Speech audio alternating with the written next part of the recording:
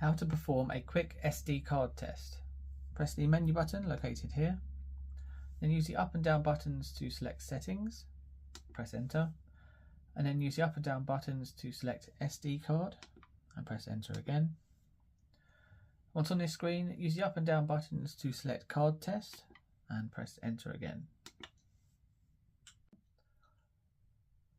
Once you're on this screen, use the up and down buttons to select quick test and then press enter. You'll get an execute or cancel message, so we'll go ahead and select execute. A test will normally take around about 30 seconds. The results of the test will then be shown on the screen.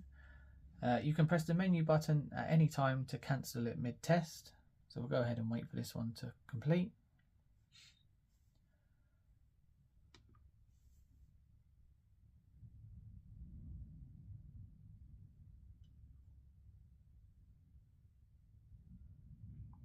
So it's nearly there for a quick test.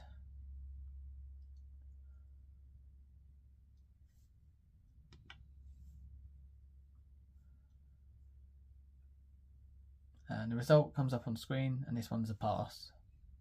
When you're finished, press the menu button